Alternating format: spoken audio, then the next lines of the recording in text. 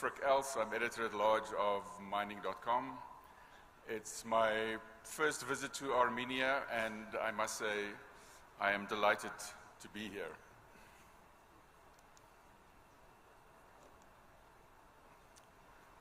First of all, I have to ask you to forgive me for displaying these awful AI-generated images.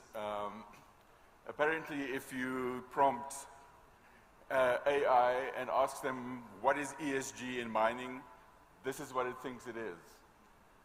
Solar panels down the bottom of your pit, and lots of flowers, apparently, and lovely sunsets. So the world of ESG investing is changing. So any self-respecting presenter has to have a picture of the US president and preferably his hair blowing in the wind. So there you have it. The US has experienced 11 quarters of outflows of ESG funds. The same is now happening in Europe.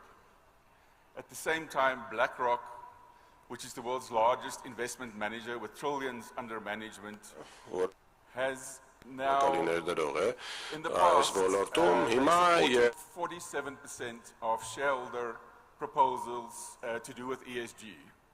That has now fallen to only 4% of approvals by BlackRock.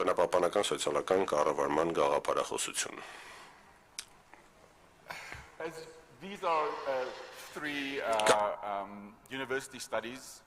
The first one is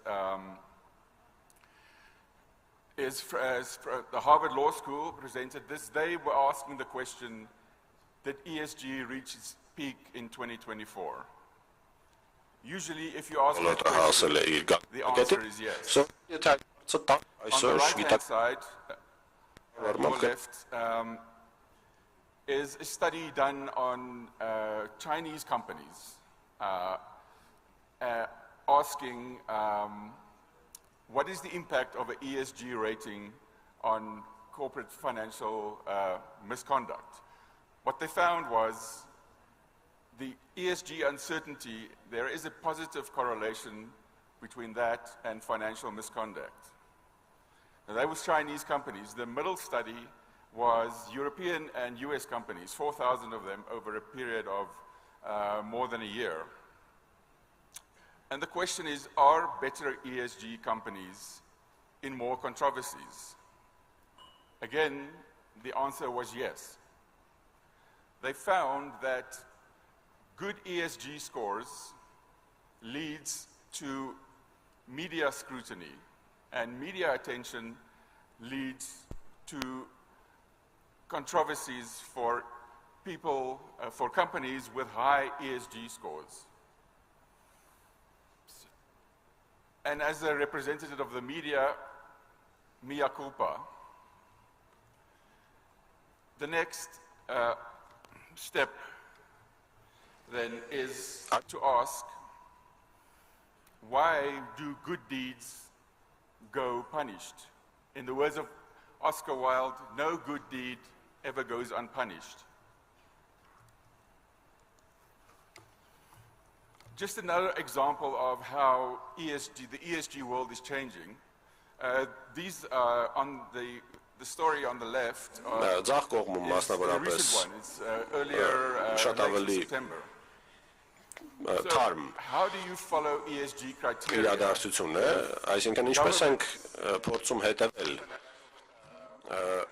ԲՍԿ չափանիշներին, եթե կառավարությունները եւ վերպետական կառույցները խնդրում են իրողությունը փոխել։ Ես ներողություն եմ խնդրում մի քիչ տեխնիկական հատվածներ ներկայացնելու համար, բայց օրինակ կարող եմ ասել, որ Աֆղանստանի պատմությունը լավ օրինակ է, թե ինչպես են լրատվամիջոցները վերաբերվում հանքարդյունաբերությանը։ Երբ նրանց շահերից է բխում, նրանք հանքարդյունաբերությունը բարձրացնում են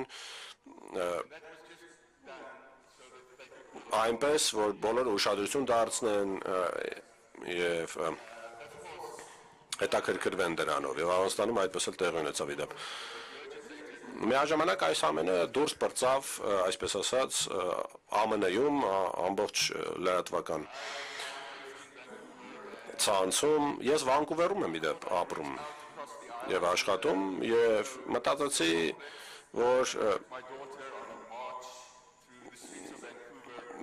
դուստրիս պետք է վերցնեմ եւ դուրս գամ փողոցներ եւ Գրետա Թունբերգը ցույցեր էր կազմակերպել Վանկուվերում եւ MyNick.com-ը 7 միլիոն ընթերցող է ունեցել անցած տարի։ Այս տարի 10 միլիոնը կանցնենք։ Հետևաբար կարծում եմ MyNick.com-ը ոնց որ բարոմետրի պես մի բան լինի։ Չափման սանդղակ այն մասին, թե աշխարհն ինչպես է նայում հանքարդյունաբերությանը։ Ինչպես արդեն ասացի, ցանկանում էի դիմել, այս գործընթացը իհարկե բավականին կարևոր էր, բայց նույնիսկ եթե Գրետա Թունբերգին համարենք հերոսուհի, միևնույն է այլ կողմը մենք այս գործընթացի չենք տեսնում, այլ մյուս կողմին դիմել չենք կարողանում, մտածում էի նաև, որ COP26-ը, որպես այդպեսին,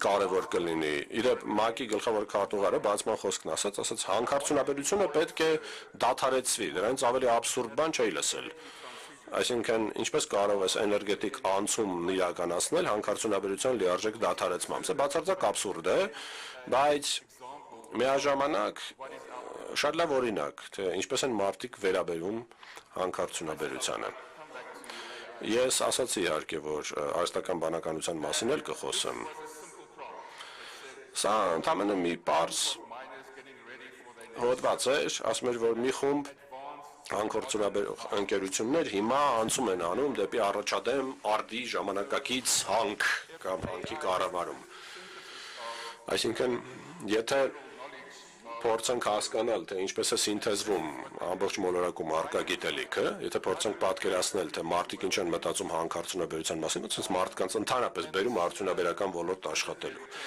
Եվ սա սկզբունքորեն չէր փոխվել։ Հավանաբար կհիշեք, հա, այն առաջին պատկերները, որ արհեստական բանականությունը ստեղծել են, բացարձակ հեռու էին իրականությունից։ Հիմա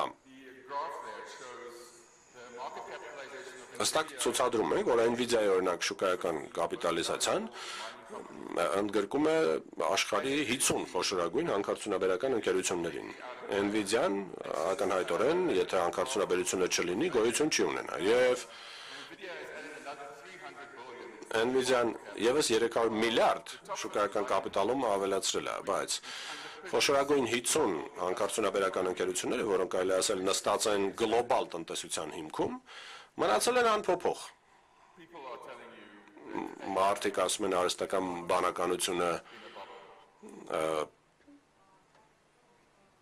նյութականացված է, պահպաճակի մեջ չի։ Հիմա ինչպես ենք փոխում հանքարդյունաբերության ընկալումները, ընդհանուր հանրույթի շրջանակում կարող եք գովազդներ ներկայացնել, հա, դեռ 1900-ականներից, երբ փորձում էին պղնձի արժեքը հստակ ցույց տալ, իհարկե պղինձը էներգետիկ անցման առանցքում է գտնվում, բայց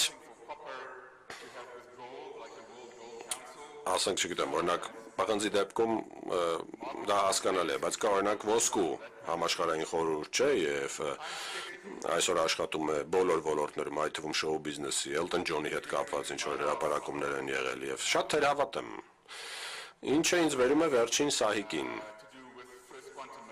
Սա առաջին կվանտումային հանքանյութերին է վերաբերում։ Ներդրումը Կոդր Պանամայում 10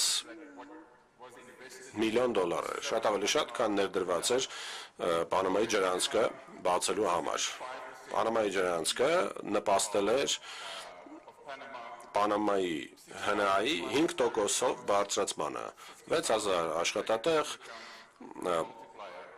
50,000 հետո, եթե փորձենք բազմապատկել, եւ հիմա փակվում է, փակ է, 2 տարի կլինի արդեն, որ փակ է, նոյեմբերից։ Հոդվածս ասում է, մոտենում է ավարտին, փակվում է, դա դեռ փետրվարին էր։